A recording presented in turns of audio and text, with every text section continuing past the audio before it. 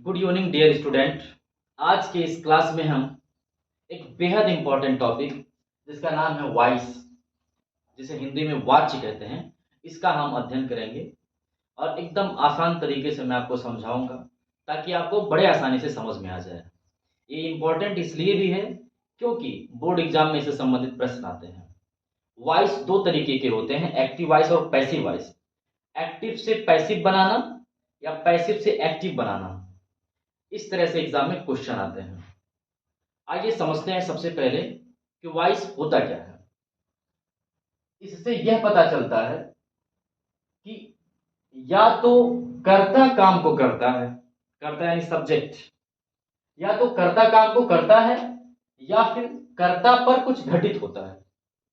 दो बात समझिए, या तो कर्ता काम को करेगा या कर्ता पर कुछ घटित होगा। कर्ता वर्ब से पहले आता है और वर्ब के बाद जो आता है वो ऑब्जेक्ट होता है। समझिए, अब वर्ब से पहले जो आया है ना, वो या तो काम को करेगा या फिर इस पर कुछ काम होगा या फिर काम का प्रभाव इस पर पड़ेगा या फिर काम इसी पर घटित होगा। यहां पे दो वाक्य लिखे हैं, जरा इनको समझिए। सबसे पहले, ही इज बीटिंग हिम। अर्थ निकालेंगे तो पता चलेगा कि ही इज बीटिंग हिम, वह उसे पीट रहा है, यही इसका अर्थ होगा। समझिए, यही है ना वर्ब। वर्ब से पहले जो आया है वो सब्जेक्ट है। अब जो सब्जेक्ट है जो वर्ब से पहले आया है, क्या ये काम कर रहा है या इस पर काम हो रहा है? ही इज बीटिंग हिम, अर्थ निकालने पे पता चलता है कि वह उसे पीट रहा है। काम क्या हो रहा है? पीट रहा है। ये पीटने का काम कौन कर रहा है? वह। यानी कि इस वाक्य में जो ही है ये काम कर रहा है। यानी देखिए, या तो कर्ता काम को करता है, इसमें जो कर्ता है यानी जो सब्जेक्ट है वो इस काम को कर रहा है। दूसरा हमने क्या क्या देखा इसमें, या तो कर्ता पर कुछ घटित होता है। दूसरा एग्जांपल देखिए जरा, ही इज बीइंग बीटन। इसका जब आप अर्थ निकालेंगे तो इसका अर्थ जो निकलेगा, उसे पीटा जा रहा है। काम कौन सा हो रहा है? पीटा जा रहा है। अब जरा ध्यान से समझिएगा, काम हो रहा है, पीटा जा रहा है। पीटने का काम कौन कर रहा है? इसका तो जिक्र इसमें है ही नहीं। ये जो आप उसे देख रहे हैं ना, इस पर ये काम हो रहा है। ये पीट नहीं रहा है बल्कि ये पिट रहा है। बात समझिएगा, ही इज बीइंग बीटन, वह पीटा जा रहा है या उसे पीटा जा रहा है। इस पर काम हो रहा है, ये काम नहीं कर रहा है, इस पर काम घटित हो रहा है। तो दो चीजें आपको समझ में आई। यहाँ पे कर्ता काम को कर रहा है, यहाँ पर कर्ता पर काम हो रहा है। काम का प्रभाव कर्ता पर पड़ रहा है और जो कर्ता है वो वर्ब से पहले आता है। और ये देखिए ना, दोनों वर्ब से पहले हैं। दोनों, यहाँ भी ही है और यहाँ भी है, लेकिन ये वाला ही काम को कर रहा है और ये वाला जो ही है इस पर काम घटित। अब आप यहां से समझिए कि जब वॉइस से ये पता चलता है कि या तो कर्ता काम को करता है या कर्ता पर कुछ घटित होता है, तो जब कर्ता काम को करेगा ना, तो उसे हम कहेंगे एक्टिव वॉइस में है। ACTIVE, active, VOICE, voice. यानी कि जो कर्ता है वो एक्टिव है, सक्रिय है, कर्ता काम को कर रहा है। ठीक। और दूसरी जो चीज है कि कर्ता पर कुछ घटित होता है, इस पर घटित होता है, ये काम नहीं करता है, ये सक्रिय नहीं रहता है, निष्क्रिय रहता है। इसलिए जब कर्ता पर कुछ घटित हो रहा हो तो उस तरह का जो वाक्य होता है उसे हम कहते हैं passive voice. PASSIVE, passive voice. तो इस तरीके से वॉइस कितने हो गए? दो, एक एक्टिव वॉइस और दूसरा पैसिव वॉइस। एक और एग्जांपल लिखा हुआ है, इसको भी बड़े ध्यान से समझिएगा। ही वाज टीचिंग इंग्लिश, अर्थ निकालने पे पता चलेगा कि वह अंग्रेजी पढ़ा रहा था। ध्यान से समझिए, वर्ब के पहले जो आया है वो सब्जेक्ट है। अब ये देखिए, क्या ये काम को कर रहा है? ही वाज टीचिंग, वह अंग्रेजी पढ़ा रहा था। काम क्या हो रहा है? टीचिंग, पढ़ा रहा था। पढ़ाने का काम कौन? वह, इंग्लिश में ही। यानी कि ये जो ही है ये काम को कर रहा है। जब कर्ता काम को करता है तो वहां पे एक्टिव वॉइस होता है। अब जरा ये देखिए, he was being taught English, इसका अर्थ निकालेंगे तो ही वाज बीइंग टॉट, उसे अंग्रेजी अंग्रेजी पढ़ाया जा रहा था। अब ये पढ़ा नहीं रहा है, इसको पढ़ाया जा रहा है, काम इस पर हो रहा है, पढ़ाने का काम इस पर घटित हो रहा है। जब कर्ता पर काम घटित हो तब उसे कहते हैं पैसिव वॉइस। इसमें देखिए ना, सब्जेक्ट सक्रिय है, एक्टिव है, काम को कर रहा है, इसलिए ये कहा गया एक्टिव वॉइस। और यहाँ पे क्या है, निष्क्रिय है, ये काम नहीं कर रहा है बल्कि काम इसी पर हो रहा है, तो ये निष्क्रिय है और इसलिए इसे कहा गया पैसिव वॉइस। पैसिव का मतलब ही होता है निष्क्रिय और एक्टिव का मतलब ही होता है सक्रिय। तो एक चीज आपको ये क्लियर हो गया कि जब कर्ता काम को करेगा तब वो होगा एक्टिव वॉइस, जब कर्ता पर काम घटित होगा तब वो होगा पैसिव वॉइस। इस तरह से वॉइस कितने हो गए, दो, एक एक्टिव वॉइस और दूसरा पैसिव वॉइस। अब अगला हम समझते हैं कि एक्टिव वॉइस से पैसिव वॉइस में किस तरह से हम बदलेंगे, जो कि बहुत आसान तरीका है। आइए अब आगे बढ़ते हैं। अब हम सीखते हैं एक्टिव वॉइस से पैसिव वॉइस में बदलने का नियम। किस तरह से आप एक्टिव वॉइस से पैसिव वॉइस में बदलेंगे। थोड़ा सा एक चीज ये देखिएगा, इसमें जो अक्षर लिखे हैं वो आपको छोटे छोटे दिख रहे होंगे, बट डोंट वरी, मैं एक एक वर्ड का स्पेलिंग आपको बता दूंगा, उससे आप लोग जो है लिख लीजिएगा। लेकिन एक चीज ये मान के चलिए, जब ये क्लास खत्म होगा ना तो आपके लिए एक्टिव से पैसिव बनाना बेहद आसान हो चुका होगा। आइए सबसे पहले यहाँ पर एक वाक्य लिखा हुआ है, ही इज टीचिंग देम, इसको थोड़ा इधर लिख लेते हैं। He is teaching them, THEM। Active से पैसिव में बदलने की प्रक्रिया क्या है, जो कि बेहद आसान है। ये ही इज टीचिंग देम, ये है सब्जेक्ट, ये है हेल्पिंग वर्ब, ये है मेन वर्ब और ये जो देम है वो है ऑब्जेक्ट। एक चीज आप ये स्पष्ट दिमाग में रखिए कि पैसिव वॉइस का जो वाक्य होता है ना, उसकी शुरुआत ऑब्जेक्ट से होती है, यानी ऑब्जेक्ट होगा तब आप पैसिव वॉइस से बदल पाएंगे। अर्थात जिस वर्ब के साथ ऑब्जेक्ट होगा, और ऑब्जेक्ट किस वर्ब के साथ होता है, ट्रांसिटिव वर्ब के साथ, यानी जिस वर्ब के साथ ऑब्जेक्ट होता है उसे ट्रांसिटिव वर्ब कहते हैं। तो जिस वर्ब के साथ ऑब्जेक्ट होगा आप केवल उसी को पैसिव वॉइस में बदल पाएंगे, यानी कि सिर्फ ट्रांसिटिव वर्ब को ही पैसिव वॉइस में बदला जा सकता है, यानी जिस वर्ब के साथ ऑब्जेक्ट नहीं होगा उसको हम पैसिव वॉइस में नहीं बदल पाएंगे। एक सिंपल सी प्रक्रिया ये है कि अगर आप एक्टिव वॉइस से पैसिव वॉइस से बदलना चाहते हैं तो आप सबसे पहले एक्टिव वॉइस का जो वाक्य है उसके ऑब्जेक्ट को पहचानिए, और ऑब्जेक्ट जो होता है वो मेन वर्ब के तुरंत बाद आता है। एक्टिव वॉइस का जो ऑब्जेक्ट है पैसिव वॉइस बनाते समय उसे वाक्य के प्रारंभ में लिख दीजिए, अर्थात सब्जेक्ट की जगह लिख दीजिए। तो देम ये क्या है, ऑब्जेक्ट है, हम पैसिव वॉइस में बनाने जा रहे हैं तो ऑब्जेक्ट को वाक्य के प्रारंभ में लिखेंगे, लेकिन सब्जेक्टिव केस में लिखेंगे। तो देम को जब हम वाक्य के प्रारंभ में अर्थात सब्जेक्ट के स्थान पर लिखेंगे तो सब्जेक्टिव केस में लिखेंगे, और यहाँ पे देखिएगा देम का सब्जेक्टिव केस दे होता है।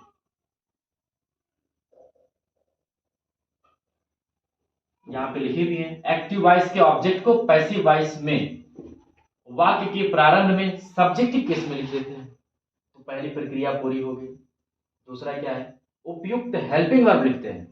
एक्टिव वॉइस में हेल्पिंग वर्ब कुछ और होता है, जब हम उसे पैसिव वॉइस में बदलते हैं तो हेल्पिंग वर्ब कुछ और हो जाता है। ध्यान से देखिएगा, हेल्पिंग वर्ब क्या है, इज। अब इज जब पैसिव वॉइस में बदलता है तो is are am plus being हो जाता है।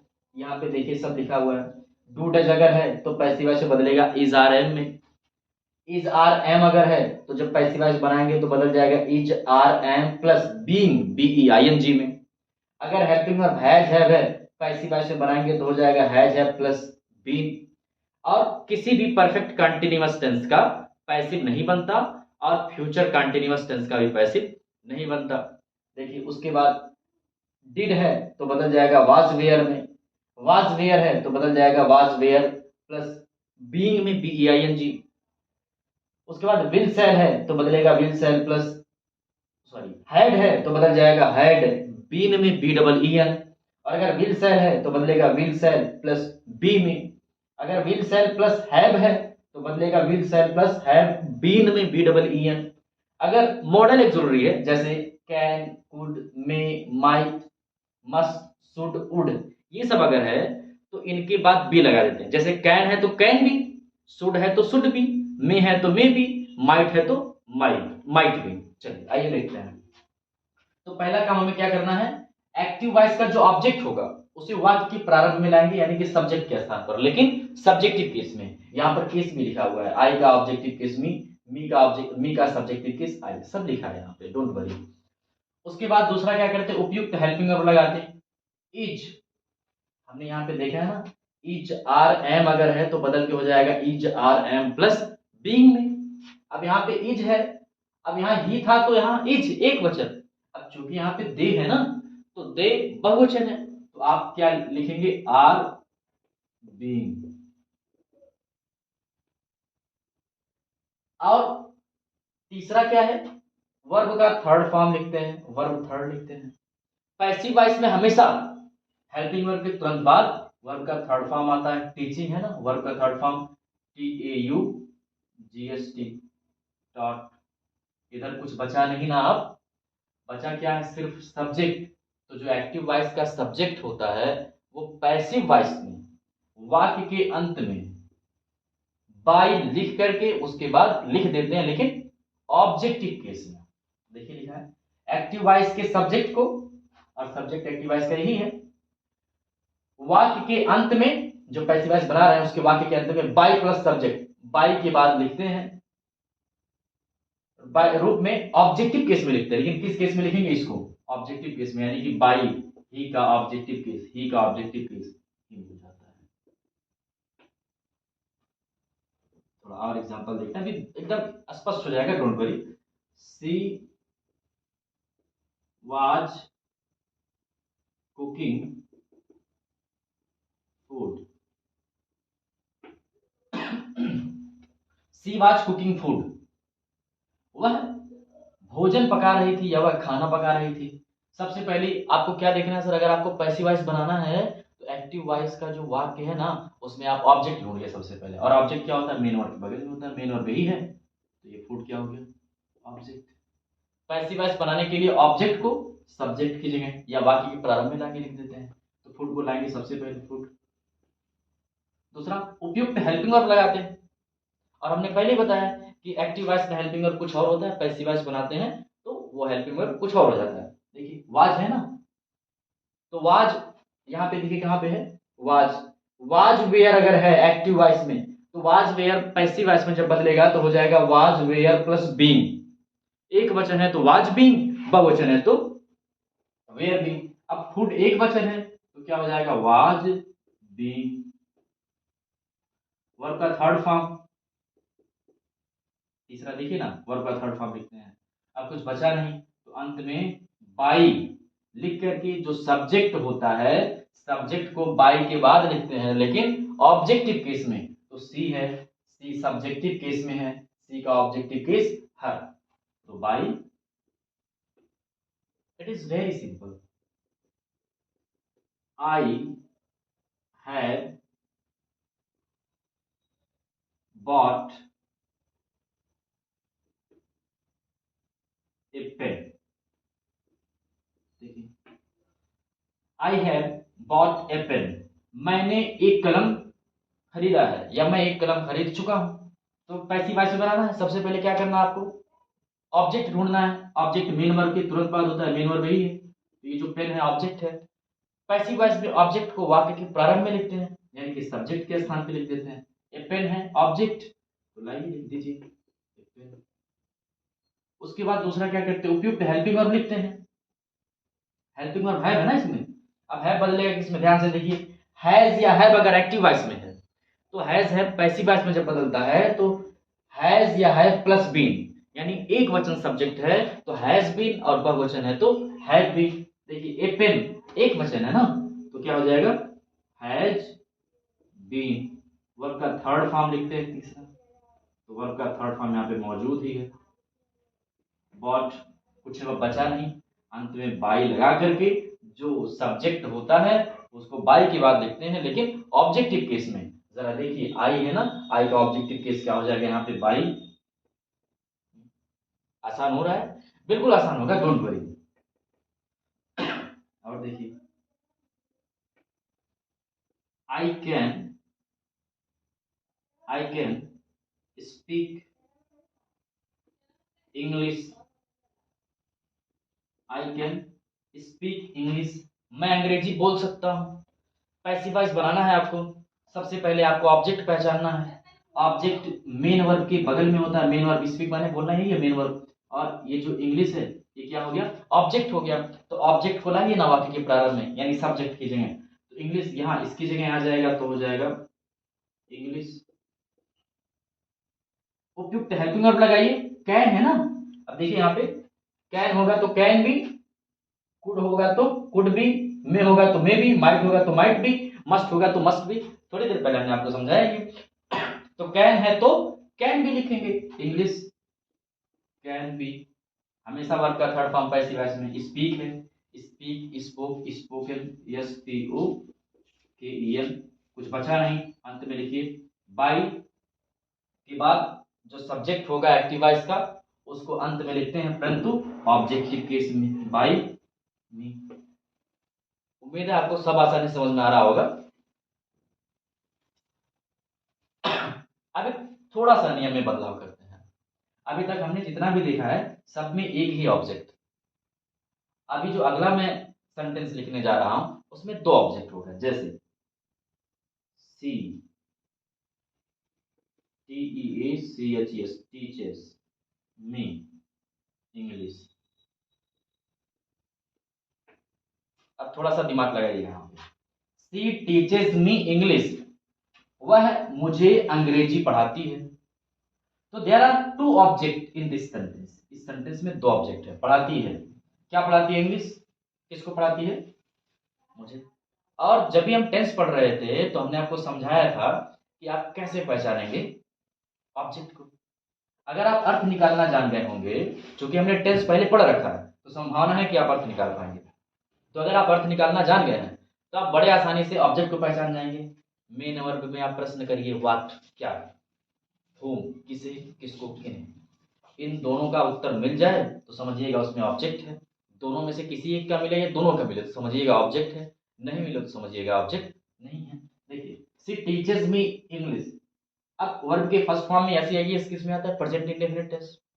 पहचानता है ते है, यानी कि सी टीचर्स वह पढ़ाती है मुझे इंग्लिश, वह मुझे इंग्लिश पढ़ाती है क्या, इंग्लिश, किसको, मुझे। तो दोनों का उत्तर मिला, इसका मतलब दो ऑब्जेक्ट, एक मी और एक इंग्लिश। अब ऐसा नहीं करना है कि दोनों ऑब्जेक्ट को हम पहले लाएंगे, नहीं, सिर्फ एक ऑब्जेक्ट को पहले लाएंगे।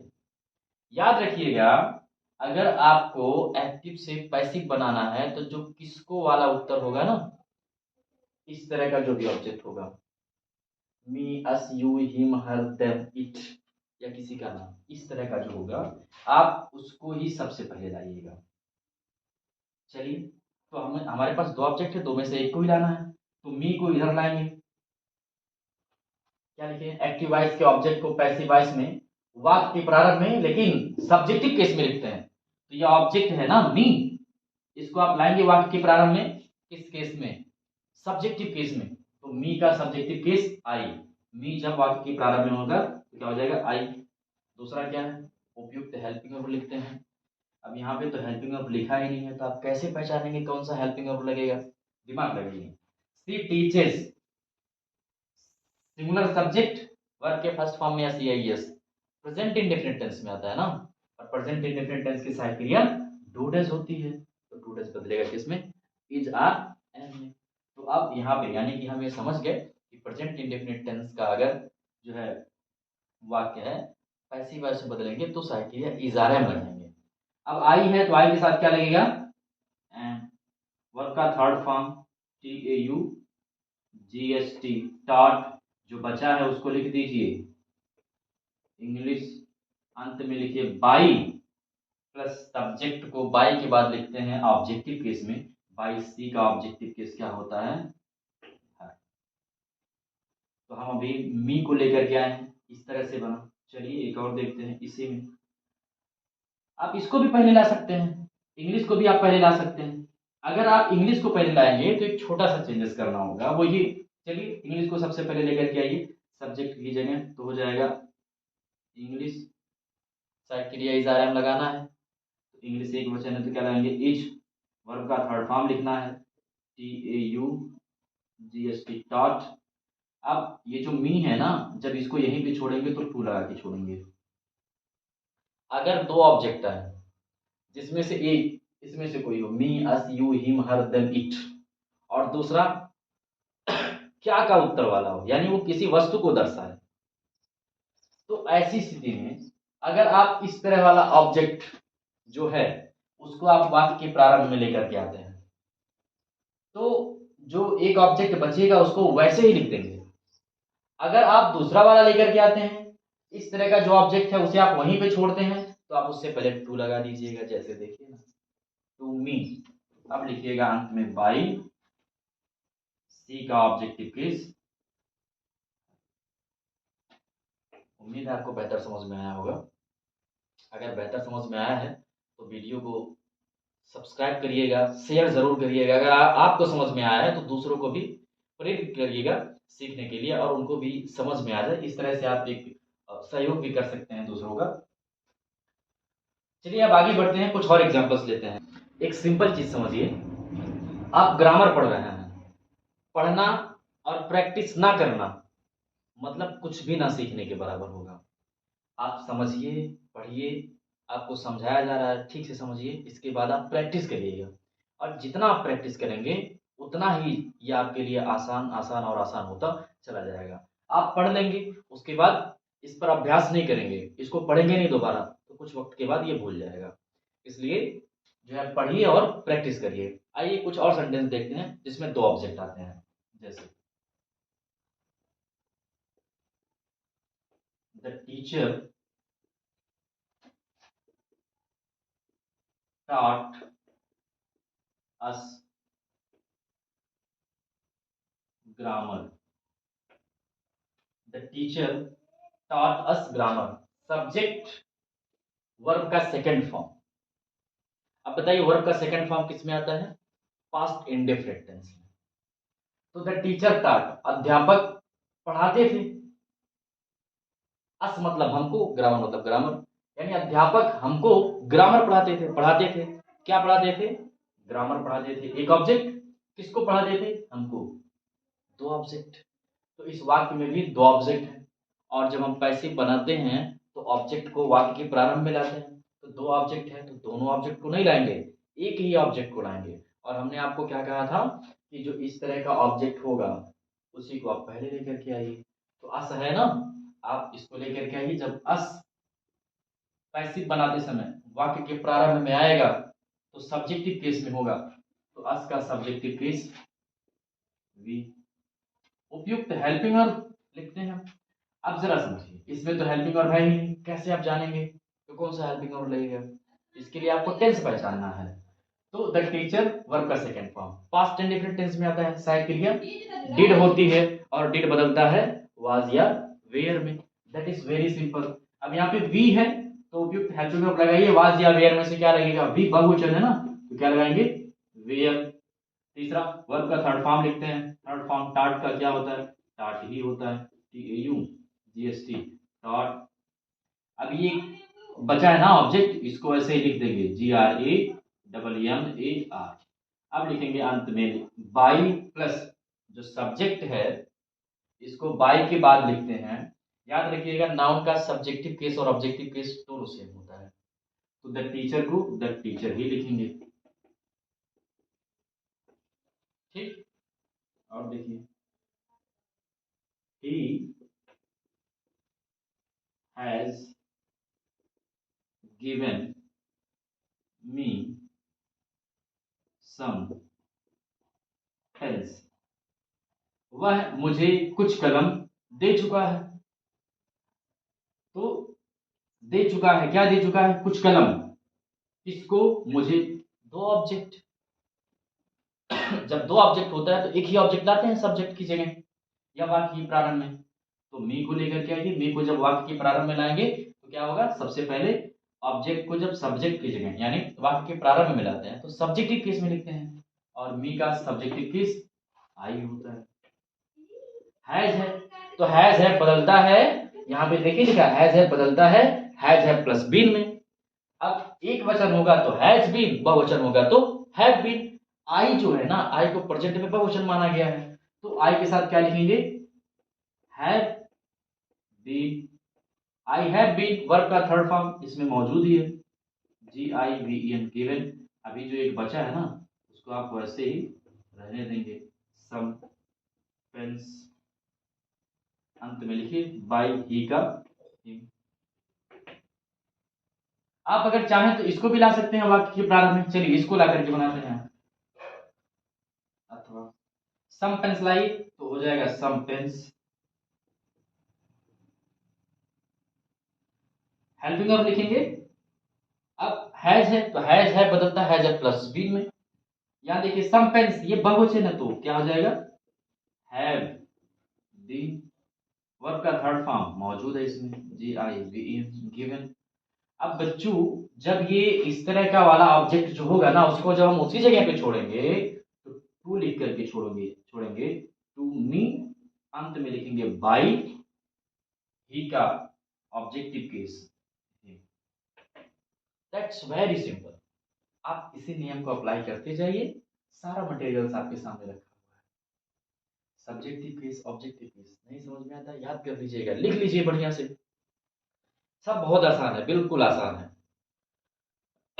थोड़ा नेगेटिव और इंट्रोगेटिव सेंटेंस का जो है एग्जांपल देख लेते हैं। जैसे he does not play cricket. Very simple.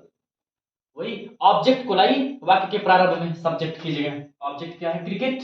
Main verb के बाद होता है तो क्रिकेट ऑब्जेक्ट है, CRICKET। उपयुक्त हेल्पिंग वर्ब लिखिए। डू डज बदलता है, देखिए यहाँ पे लिखा डू डज जब पैसिव वॉइस में बदलेगा तो इज आर एम हो जाएगा। इज आर एम में से कोई भी, क्रिकेट एक वचन है तो क्या लिखेंगे इज। नॉट है तो आप भी नॉट लगा दीजिए। वर्ब का थर्ड फॉर्म PLAYED प्लेड। कुछ बचा नहीं, अंत में बाई प्लस सब्जेक्ट को ऑब्जेक्टिव केस में ही का ऑब्जेक्टिव केस। कुछ नहीं है जी, सब बहुत आसान है। देखिए they have not bought a book. They have not bought a book, उन लोगों ने किताब नहीं खरीदी है। तो क्या करना है, सबसे पहले ऑब्जेक्ट को लाना है सब्जेक्ट की जगह। ऑब्जेक्ट मेन वर्ब के बाद होता है, बॉट मेन वर्ब है तो ये बुक हो गया ऑब्जेक्ट, ये बुक। हैज है बदलता है प्लस बीन में। एक चीज आपको दिमाग में रखना है, सहायक क्रिया में अगर दो या दो से ज्यादा शब्द है, जैसे देखिए अब हैज है बदलेगा ना, हैज है प्लस बीन में हैज बीन, हैव बीन, दो दो शब्द हो गए ना दोनों में। अगर हमें नॉट लगाना है तो पहले शब्द के बाद नॉट लगाते हैं, यानी हैज या हैव के बाद, यानी हैज नॉट बीन या हैव नॉट बीन। तो ए बुक एक वचन है तो हैज नॉट, उसके बाद लगाइए बीन। वर्ब का थर्ड फॉर्म मौजूद ही है, BOUGST बॉट। कुछ बचा नहीं, अंत में बाय लिख करके जब सब्जेक्ट को ऑब्जेक्ट की जगह लेके जाएंगे बाय के बाद तो लिखेंगे ऑब्जेक्टिव केस में तो देखा सही। Raj can not solve this question, QUESTION। Raj can not solve this question, Raj यह प्रश्न हल नहीं कर सकता है। हल कर सकता है क्या यह प्रश्न, तो दिस क्वेश्चन ये पूरा ऑब्जेक्ट है, ना कि सिर्फ दिस, ना कि सिर्फ क्वेश्चन। तो दिस क्वेश्चन लाएंगे आप सब्जेक्ट की जगह या वाक्य के प्रारंभ में लाएंगे तो दिस क्वेश्चन, दिस QUESTION। देखिए कैन बदलता है कैन बी में, कुड बदलेगा कुड बी में बदलेगा में बी में, मस्ट बदलेगा मस्ट बी में, माइट बदलेगा माइट बी में, सब लिखा हुआ है। तो कैन जब बदलेगा कैन बी में तो कैन बी, दो शब्द हो गए ना, निगेटिव भी है तो हम पहले शब्द के बाद ही नॉट लगाएंगे, यानी कि कैन नॉट बी। वर्ब का third form SOL, be solve. कुछ बचा नहीं, अंत में लिखिए बाय लगा करके राज का राज ही हो जाएगा। आइए कुछ एग्जांपल्स देख लेते हैं इंट्रोगेटिव सेंटेंस के भी। जैसे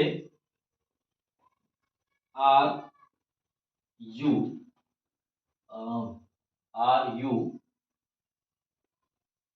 flying, FLYING flying a kite, passive में बनाना है। देखिए जो चीजें जहां है उसको वहीं पे लिख देना है आपको, पैसिव बनाते समय भी मात्र एक संशोधन करना है, वो ये कि जो सब्जेक्ट होगा ना एक्टिव वॉइस का, उसे पैसिव वॉइस में वाक्य के अंत में by plus subject objective case में ऑब्जेक्टिव केस में लिख दीजिएगा, और जो एक्टिव वॉइस का ऑब्जेक्ट होगा ना उसे आप सब्जेक्ट की जगह लाके रख दीजिएगा। बाकी जो जैसे जहां है पैसिव वॉइस में भी वैसे ही वो रहेगा। समझिए आर है ना, तो आर हेल्पिंग वर्ब है। अब इज आर एम बदलता है is are am plus being में। एक चीज और आपको दिमाग में रखना है कि अगर सहायक क्रिया में दो या दो से ज्यादा शब्द हो और वाक्य इंट्रोगेटिव हो या इंट्रोगेटिव निगेटिव हो, तो सिर्फ पहला शब्द ही पैसिव वॉइस में ऑब्जेक्ट के पहले लिखेंगे, इंट्रोगेटिव होगा तो। जैसे देखिए इज आर एम बदलता है is are am plus being में ना। अब हमें ऑब्जेक्ट लाना है, यहाँ पे ये जो यू लगा है, जो आर लगा है, ये सब्जेक्ट के अनुसार लगा है, लेकिन पैसिव वॉइस में ऑब्जेक्ट के अनुसार लगेगा हेल्पिंग वर्ब। अब एक काइट एक वचन है, इज आर एम बदलता है is are am plus being में, तो एक काइट के साथ इज बीइंग लगना चाहिए। ऐसा नहीं करेंगे कि इज बीइंग ही लिख देंगे पूरा। इज बीइंग सहायक क्रिया में दो या दो से ज्यादा शब्द हो जाए तो सिर्फ पहला शब्द लिखेंगे ऑब्जेक्ट के पहले, बाकी ऑब्जेक्ट के बाद लिखेंगे। तो चलिए ऑब्जेक्ट को जब आप सब्जेक्ट की जगह यहाँ पे लाएंगे तो ये एक वचन है, यहाँ हेल्पिंग वर्ब है, तो आप भी हेल्पिंग वर्ब लिखेंगे। एक काइट एक वचन है तो आप लिखिए इज, ऑब्जेक्ट को लाइए सब्जेक्ट की जगह लिख दीजिए ए काइट इज बीइंग होगा ना, तो बचा हुआ शब्द बीइंग, वर्ब का थर्ड फॉर्म PLAYED प्लेड, कुछ बचा नहीं, अंत में लिख दीजिए बाई प्लस यू का ऑब्जेक्टिव केस यू ही होता है। और देखिए have they COMPLETD completed their work। यहाँ पे ध्यान देने वाली बात थोड़ा ध्यान से समझिएगा, डियर का स्पेलिंग है THEIR। Have they completed their work, helping और पहले है, पैसिव वॉइस में भी हेल्पिंग और पहले होगा। अब हैज है बदलता है हैज है प्लस बीन में, दो शब्द हो गया ना, हैज बीन या हैव बीन। ऐसा नहीं कि दोनों शब्द ही हम ऑब्जेक्ट से पहले ही लिख देंगे पैसिव वॉइस, नहीं, सिर्फ एक शब्द लिखेंगे सहायक क्रिया का, बाकी सब ऑब्जेक्ट लिखने के बाद लिखेंगे। समझिए what is object in this sentence, यहाँ पे दे है तो यहाँ पे हैव है। अब जो पैसिव वॉइस बनाएंगे तो जो सहायक क्रिया लगेगी वो पैसिव वॉइस में जो ऑब्जेक्ट आएगा उसके अनुसार लगेगा। ऑब्जेक्ट क्या है, सिर्फ दियर नहीं है, दियर वर्क है, क्योंकि दियर पॉसेसिव एडजेक्टिव है और पॉसेसिव एडजेक्टिव हमेशा अपने साथ नाउन लेकर के आता है, और वो जहां कहीं भी जाता है वो नाउन के साथ ही जाता है। तो दियर वर्क ये पूरा जहां भी जाएगा एक साथ जाएगा, तो ऑब्जेक्ट पूरा क्या हो गया दियर वर्क। तो दियर वर्क ये ऑब्जेक्ट है, आप जब सब्जेक्ट की जगह लाएंगे और यहाँ हेल्पिंग वर्ब है, पैसिव वॉइस में आप भी हेल्पिंग वर्ब लिखेंगे, तो वर्क एक वचन है तो इसलिए हैज हो जाएगा, क्योंकि हैज है बदलता है हैज है प्लस बीन में। अब लिखेंगे object their work THEIR their work, has है बदलता है हैज है प्लस बीन में ना। और हमने क्या समझाया अभी कि अगर सहायक क्रिया में दो शब्द होंगे या दो से ज्यादा शब्द होंगे तो सिर्फ पहला ही शब्द ऑब्जेक्ट से पहले लिखेंगे, बाकी शब्द ऑब्जेक्ट के बाद लिखेंगे। चलिए वर्ब का थर्ड फॉर्म COMPLETD कंप्लीटेड, कुछ बचा नहीं है इधर, बाई लगाइए, अंत में दे का ऑब्जेक्टिव केस देन लिख दीजिए बाई। समझ में आ रहा होगा। और देखिए डू या डज सी नॉट कुक कुछ, वेरी सिंपल, डज है सहायक क्रिया पहले है तो पैसिव वॉइस में भी सहायक क्रिया पहले लिखिए, डू डज बदलता है इज आर एम में। अब यहाँ पे जो सहायक क्रिया लगी है वो सब्जेक्ट के अनुसार लगी है, पैसिव वॉइस में जो लगेगी वो ऑब्जेक्ट के अनुसार लगेगी। ऑब्जेक्ट क्या है? फुट, एक वचन है तो आप ये लिख दीजिए इज। ऑब्जेक्ट लिखिए, सब्जेक्ट लीजिए आप क्या लिख दीजिए? ऑब्जेक्ट लिख दीजिए फुट। नॉट है तो आप भी नॉट लिख दीजिए, वर्ब का थर्ड फॉर्म लिख दीजिए कुक। कुछ बचा नहीं अंत में बाय लिख करके सी का objective fish. These are really very simple. आपको सिर्फ क्या करना है, जो जैसे जहाँ पे है उसको वैसे ही लिख देना है। एक संशोधन हेल्पिंग और जिसमें बदलना है उसमें बदल देना है। जो मोस्ट इंपॉर्टेंट चीज आपको दिमाग में रखना है वो ये कि एक्टिव वॉइस का जो ऑब्जेक्ट है ना उसे पैसिव वॉइस में सब्जेक्ट के जस्ट नीचे लिख दीजिएगा, और जो एक्टिव वॉइस का सब्जेक्ट है उसको पैसिव वॉइस में अंत में बाय के बाद लिख दीजिएगा। बाकी हेल्पिंग वर्ड से शुरू है तो हेल्पिंग वर्ब लिखिए, क्वेश्चन वर्ड से शुरू है तो क्वेश्चन वर्ड लिखिए। That's all. आइए अगला देखते हैं। कुछ क्वेश्चन वर्ड अगर वाक्य के शुरू में आते हैं तो जिसमें से एक हु क्वेश्चन वर्ड है, वो बहुत इंपॉर्टेंट है जानना कि अगर हु आता है तो उसको किस तरीके से हम पैसिव वॉइस में बदलेंगे। और एग्जाम में कई बार इस तरह से क्वेश्चन पूछ लिया जाता है, हु से शुरू होता है वाक्य, तो बच्चे कंफ्यूज हो जाते हैं। आइए जरा वो भी देख लेते हैं। जैसे why does she, why does she, why does she क्या लिखें? Read a book. चलिए, why does she read a book passive voice में बनाएंगे। एक सिंपल सी चीज आपको क्या करना है, जो मैंने आपको पहले ही बताया वो ये कि जो एक्टिव वॉइस का ऑब्जेक्ट होगा ना उसे पैसिव वॉइस में सब्जेक्ट के नीचे ला करके लिख दीजिएगा, और जो एक्टिव वॉइस का सब्जेक्ट होगा ना उसे पैसिव वॉइस में वाक्य के अंत में बाय के बाद लिख दीजिएगा ऑब्जेक्टिव केस में। बाकी अगर क्वेश्चन वर्ड शुरू में है तो पैसिव वॉइस में भी क्वेश्चन वर्ड ही होगा, क्वेश्चन वर्ड के बाद हेल्पिंग वर्ब है तो पैसिव वॉइस में भी हेल्पिंग वर्ब ही होगा। और जैसे सब्जेक्ट के बाद वर्ब है वैसे पैसिव वॉइस में भी ऑब्जेक्ट के बाद वर्ब रहेगा। चलिए शुरू करते हैं, इसको भी बनाते हैं। अब क्वेश्चन वर्ड है तो आप भी क्या लिखिए? Question word. हेल्पिंग वर्ब है तो आप भी क्या लिखेंगे? पैसिव वॉइस में हेल्पिंग वर्ब डू डज बदलता है किसमें? देखिए सब लिखा है यहाँ पे, डू डज बदलता है इज़ारे में। बिल्कुल आप ही कॉपी में लिख लीजिएगा बढ़िया से। डू डज बदलेगा इज़ारे में, लेकिन इज़ारे में जो लिखा गया यहाँ पे वो किसके अनुसार? ऑब्जेक्ट के अनुसार। ऑब्जेक्ट क्या है? ए बुक, एक वचन है तो इज। सब्जेक्ट लिख दीजिएगा, ऑब्जेक्ट लिख दीजिए ए बुक। वर्ब का third form read, read write read, spelling वही रहती है, कुछ बचा नहीं। अंत में बाई लगा करके जो सब्जेक्ट है उसको अंत में लिखिए ऑब्जेक्टिव केस में। ठीक, ऐसे ही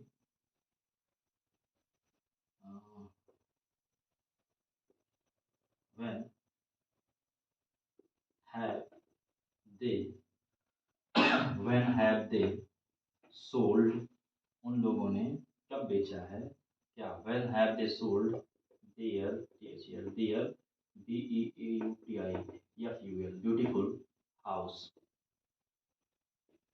कई बार इस तरह से ऑब्जेक्ट आ जाता है तभी बच्चे जो है कंफ्यूज हो जाते हैं, वो सिर्फ डियर को ला देते हैं या डियर ब्यूटीफुल को ला देते हैं या फिर ब्यूटीफुल हाउस को ला देते हैं, जबकि डियर ब्यूटीफुल ये पूरा ऑब्जेक्ट है। आप ये समझिए कि डियर जो पॉसेसिव एडजेक्टिव है ना उसके साथ जो नाउन आएगा, और अगर इन केस एडजेक्टिव आ गया तो कोई दिक्कत नहीं है। एडजेक्टिव अगर आ गया तो नाउन से पहले होगा, उसके बाद उसके पहले जो है पॉसेसिव एडजेक्टिव होगा, नहीं तो पॉसेसिव एडजेक्टिव के तुरंत बाद नाउन आ जाता है। तो इस तरह से अगर कोई जो है जो है ग्रुप ऑफ वर्ड है जिसमें possessive adjective plus adjective plus noun है। पॉसेसिव एडजेक्टिव जैसे माई, योर, हिज, हर, डियर, ये सब जो है उसके बाद एडजेक्टिव और प्लस नाउन है, तो ये पूरा का पूरा ऑब्जेक्ट है। या कई बार ऐसा होता है सिर्फ पॉसेसिव एडजेक्टिव प्लस नाउन, यानी डियर हाउस, ऐसे भी हो सकता है when had they sold their house, तो डियर हाउस ये भी ऑब्जेक्ट है, तो ये पूरा का पूरा ऑब्जेक्ट है। ठीक है ना? तो क्वेश्चन वर्ड है एक्टिव वॉइस में तो आप भी लिखिए, पैसिव वॉइस में भी क्वेश्चन वर्ड। हेल्पिंग वर्ब है तो पैसिव वॉइस में आप भी लिखिए, हैज है बदलता है हैज है प्लस बीन में। अब यहाँ पे दे इसके अनुसार लगा है, पैसिव वॉइस में जो लगेगा वो किसके अनुसार? ऑब्जेक्ट के अनुसार। डियर ब्यूटीफुल हाउस, अब हाउस एक वचन है तो इसलिए क्या लग जाएगा? हैज, ऑब्जेक्ट लिख लीजिए, उसके बाद हैज है बदलता है ना हैज है प्लस बीन में, हमने बताया दो शब्द से ज्यादा होगा सहायक क्रिया में या दो शब्द होगा तो सिर्फ पहला शब्द ऑब्जेक्ट से पहले लिखेंगे, बाकी शब्द ऑब्जेक्ट के बाद लिखेंगे। तो हैज लिख दिए, ऑब्जेक्ट लिखिए, हमने कहा ना सब्जेक्ट की जगह ऑब्जेक्ट, तो THEIR BEAUTIFUL beautiful house. When has their beautiful house been बचा था, लिखिए बीन वर्ब का थर्ड फॉर्म, सोल्ड कुछ बचा नहीं ना, बाय लिख दीजिए अंत में, दे का objective case them. It's really very simple, don't worry. या अब जरा ध्यान से समझिएगा जो लिखने जा रहे हैं, क्योंकि एग्जाम में कई बार क्वेश्चन बनता है इससे। Who, TEACHES, who teaches, who teaches English. अब जब भी हु से पैसिव वॉइस, हु से जो है वाक्य शुरू होगा और आपको पैसिव वॉइस से बनाना होगा, तो आप सबसे पहले क्या करेंगे, हु को बाय हुम में बदल देंगे।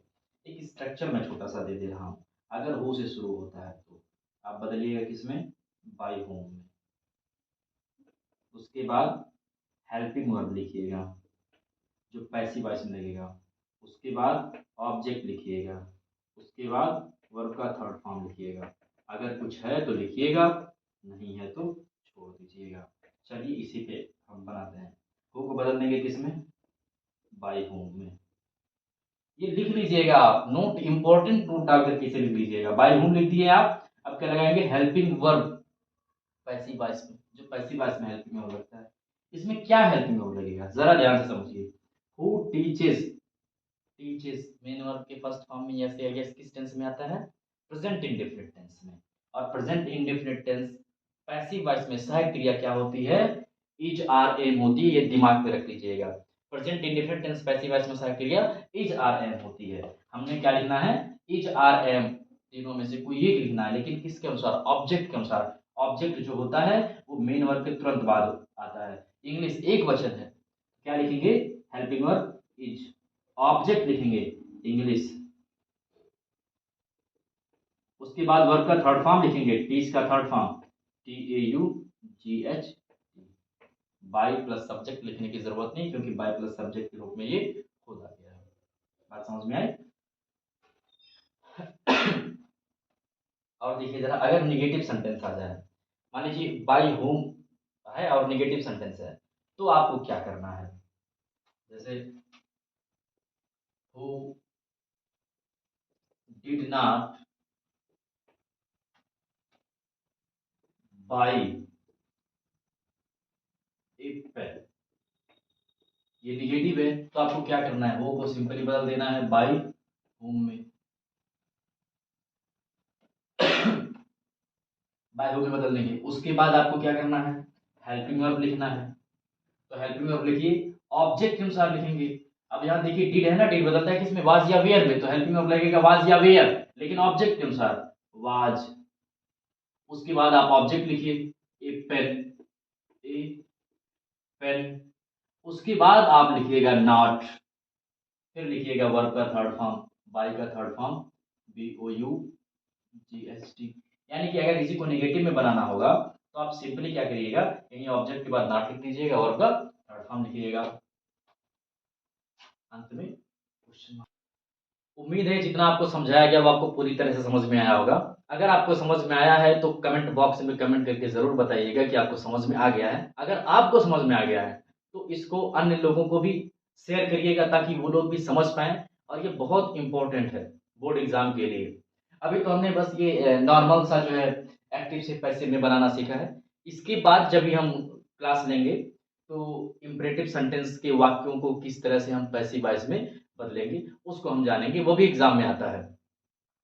बहरहाल उम्मीद है कि इतना आपको समझ में आया होगा, और अगर समझ में आया तो वीडियो को लाइक जरूर कीजिएगा, शेयर भी करिएगा, और सब्सक्राइब करना तो बिल्कुल नहीं भूलिएगा।